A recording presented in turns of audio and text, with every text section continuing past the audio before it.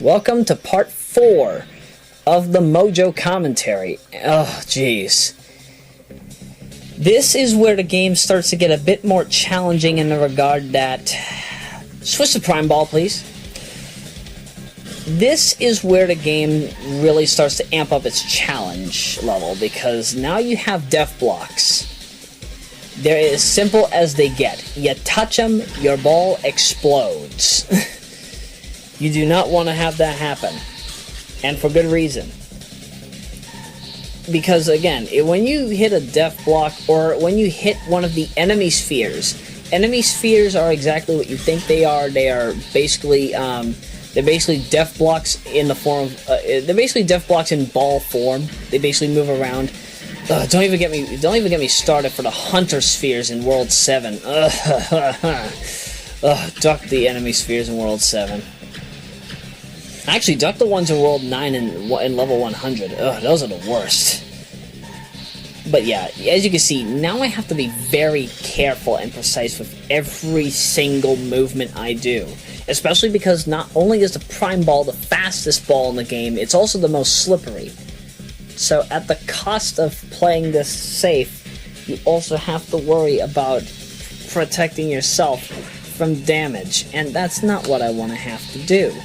Also, duck World 4 too, because this one, the World 4 Part 2 is debatably one of the worst when it comes to accuracy. If you're not fast enough, what did they say it was? What did they say the time it was? 40 seconds? Maybe 40 or 45 seconds? I almost do it in that amount of time. I was pretty quick on the draw, but man, was this was a sad loss. This was a sad loss. But don't worry, after I was done with recording this, I came down and had a big lunch. Yeah, that's right, big lunch. I'm sorry. I love Keenan Thompson as David Ortiz. Especially his dating service. Go outside. You want to meet some people? Go outside. You'll meet a lot of people that way. It's fun for you. Just go to wobble, punto, go outside, punto, why not, punto, cause it's good for you, and use the promo, /mofongo, and use the promo code wasakagogo. I'm sorry. Keenan Thompson is just one of the best actors of his time. I can't get enough of his lines, especially when he portrays David Ortiz. Maybe it's just because I'm from Massachusetts. I've grown up here in Massachusetts. I've gotten used to listening to David Ortiz and having people portray David Ortiz in any yellow color work I've ever seen. Oh, jeez, I can't believe I just did that. You saw that too, right? Oh, that cost me the level. Yeah, I said duck that. I was one block away from getting the bonus infuser. Duck that level. Oh my goodness, I can't believe that happened. Again, this is why I say be very, extremely precise on as to what you hit in this game, as to where you move, where you touch, and especially if you're using the Prime Ball. Let me explain the Prime Ball for a bit. Now, the Prime Ball, oh my goodness. Aside from it being the most powerful ball in the game, the Prime Ball is also debatably one of the utmost strong barriers that you can have in the game, because once you beat World 6, if my memory serves correctly, you basically get complete immunity to hazards. Like, you'll have, like, the slow hazard, which basically slows down your ball. You have the drain hazard, which basically makes it impossible for you to survive because your ball ends up losing more mojo at a faster pace. You also have the magnet hazard, which basically doubles the power of all the magnets, and so on and so forth. So in World 6, if my memory serves correctly, you basically get immunity to hazards. And in World 9, you get complete immunity to death blocks and enemy spheres. You can kill them instantly upon contact. That is the best way to say duck you in New Game Plus, because, oh man, how much I love New Game Plus for that. Thank you, Crave, for giving us New Game Plus in this game. I appreciate it. Oh my goodness, why the heck did I touch that death block? Oh, 130. That's not a... Oh my goodness! It's like I can't even survive. Also, just to clarify, one thing I do want to mention when it comes to handling game overs in this game, if you get a game over in this game from losing all your mojo, what ends up happening is that you basically end up restarting the level, but you restart the level on whatever energy you had left. And I will tell you this, there were some instances, like for example in World 9, where I would literally end up having virtually almost no energy completing a level, and I'll tell you, it was virtually almost impossible for me to complete it. Especially in like World 7 and 9 were the ones that I had a lot of trouble with that, but it wasn't that problematic once I got the hang of how to get all the balls before losing all my energy. Like, bear in mind, these were like scenarios where I only had like 4 bars of mojo. Yeah, literally the red section, literally the whole red section only to work with. It was scary, but I'll tell you, it wasn't a hard time. And you can see why I did that, right? I decided to... Oh my goodness. Duck these blocks. Duck the death blocks in this game. Maybe I need to start using the coconut ball again, but no, duck the coconut ball. If I want to try to avoid the death block, I couldn't do so in the first place, now could I? And I did not check the target time. I think I just made it. I think I just made it. 6 more hundredths and I probably would have lost. Who knows? Oh, that was scary. 3 minutes and 25 seconds. That's actually kind of reasonable for this one. But we will not do that. Oh, there we go. Yeah, I knew there was like hidden blocks. Because duck that death pit. That's like the worst possible death pit you could be in. Why would you want to go there? I think also World 7 suffers from that too. I think World 7 also has a similar death pit in that regard, but oh man, don't even get me started. Do I want to try to go for that, or do I... Oh, Nope, no, I'm gonna go around. Yep, past me was smart. Me from the past was very smart. I'm still smart now. I mean, come on, my IQ is variable. It ranges from 180 to 230, which is not bad, mind you. But who knows? Maybe I'm smarter than I actually assume that I am. Because let us be clear. In the words of Eleanor Draper, alternatively known as LED of Palm 98, Lost in Envy, I wholeheartedly agree with her when it comes to the matter of IQ score. IQ score is entirely based on what you know and how fast you're able to deliver an answer. In reality, it doesn't truly determine how smart you are. You are only as smart as what you know. That is how I've always viewed it. That is how I've viewed intelligence up to now. I'm not narcissistic about the fact that I do have a rather high IQ level, but whether or not it is credited or not is completely up to me, or up to whoever decides to pay attention. But I don't take it for granted. I do not take my knowledge and ability for granted. I do not take for granted the fact that I'm actually able to say these kind of things. If I don't say them, nobody will. Right?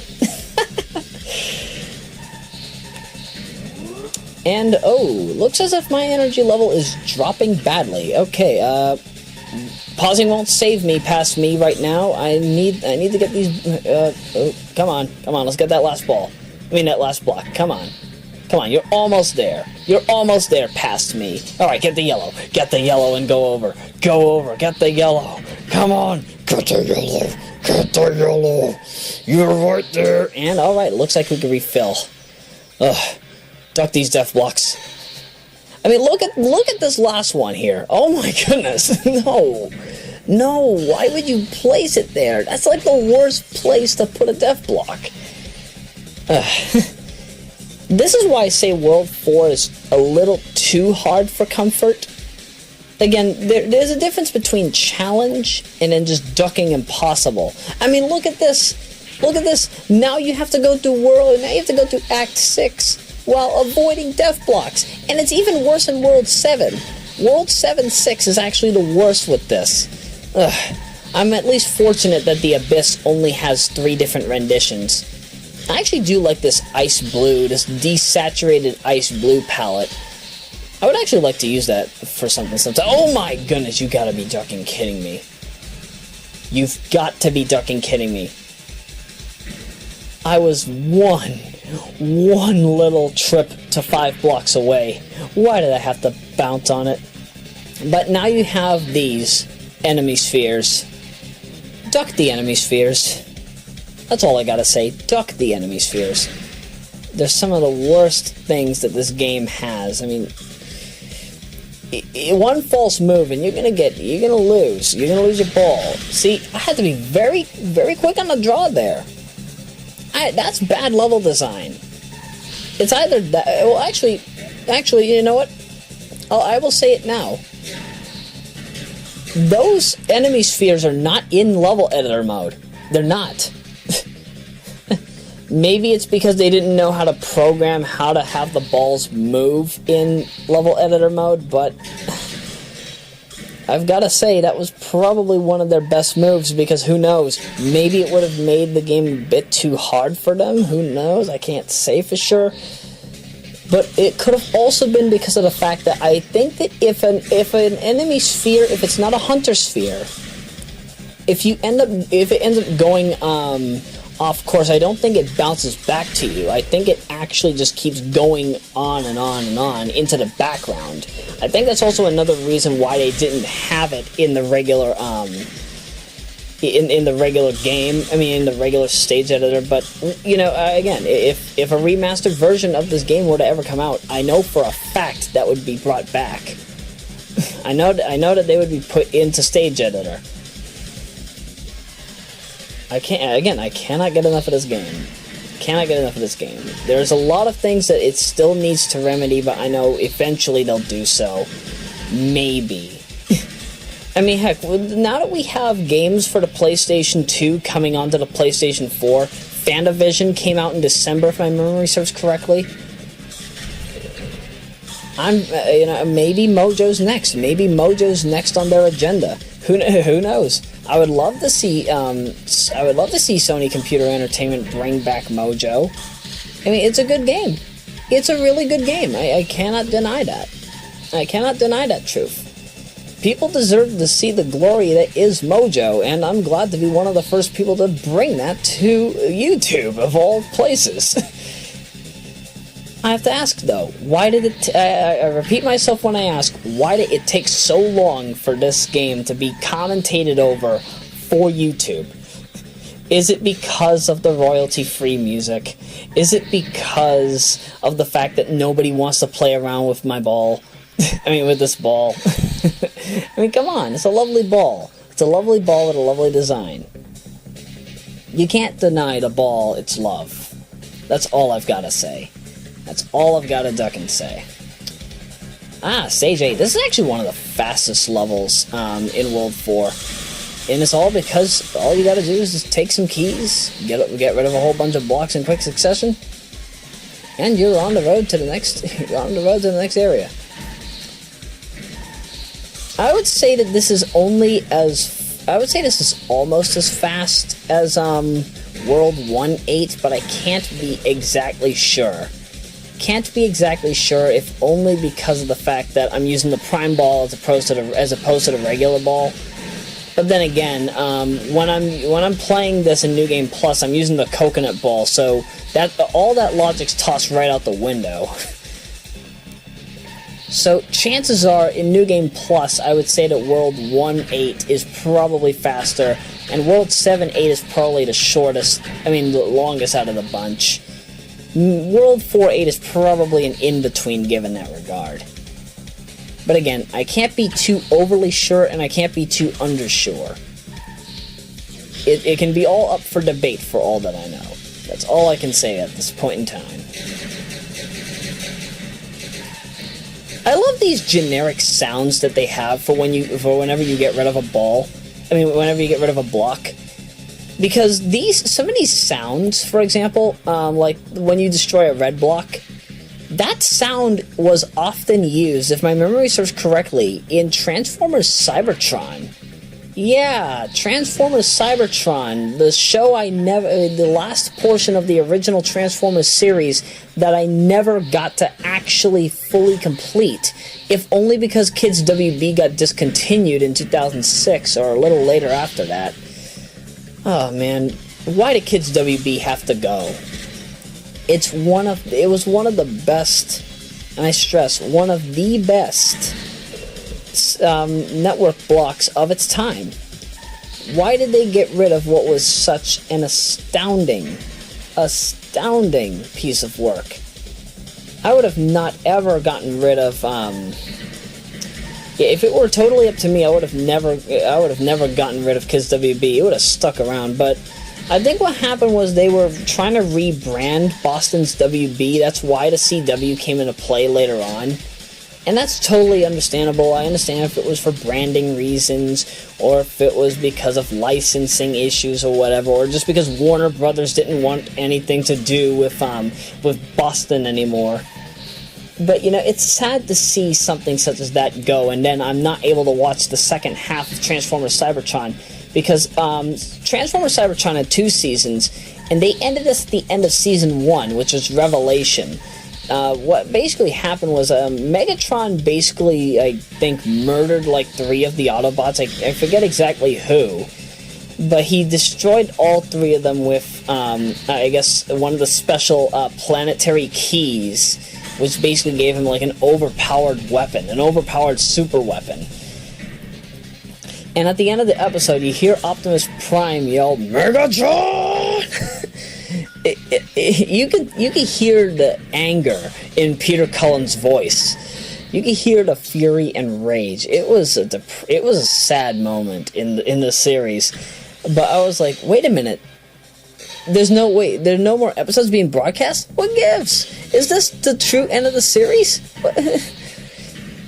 It wasn't until 2014, the 30th anniversary of the Transformers Generation 1, where I would end up finding out that, yes, there was actually a second half to this series. There was a second half to Transformers Cybertron, but we didn't get it on regular TV. We had to have cable. It was on Cartoon Network. Do you want to know another series that's currently doing this kind of crap now? Supergirl. I just recently found out that Supergirl was moved to the CW. No. No, it started on CBS. Why would you go to a more mediocre network? I mean, don't get me wrong, I understand, because the CW / Boston's WB, it had Smallville, it has Supernatural, has, the Vampire Diaries, and a whole bunch of other, I think it's the Vampire Diaries, and a whole bunch of other shows that you wouldn't see on other networks, but no. Supergirl started on CBS, it deserves to stay on CBS. No matter what anybody thinks. I'm glad this part's almost over. I don't want to have this become a full-on rant about. I don't want this to be a full-on rant about Supergirl. Instead, I will talk about Catherine Hauser and her lovely dress, because she apparently is matching my personal color palette, plum and gold. Yes, plum and gold is my personal choice of palette, and I actually love plum and gold. It's one of the best color palettes you could ever have. Can't get enough of it. Truly can't get enough of it. So, let's see. What are we seeing here? We are seeing, oh, right, I forgot. So, again, we're at the end of World 4. There really isn't much to say about the end of World 4, because, it's just too fast. It's too fast for comfort. All you're doing is just going around using your ball, collecting colors from different portions. There's really nothing new to this part of the world. It's debatably one of the fastest worlds. I mean, one of the fastest levels in World 4, and you can basically you can complete it with ease. You can complete it with ease. It's pretty much what I call the roundabout level because you're constantly going around. That's all you're doing. You're just going around and around. Look at this. This entire level is nothing but circles. I mean, look, all the platforms are circles. My ball has circles on it. You have to circle around this square block of greens in order to clear it up and then hit the ice blocks. Who knows? And that's pretty much all that World 4 has to offer, but if you thought that was the end of the death blocks, oh, you got worse stuff coming. Worse stuff coming.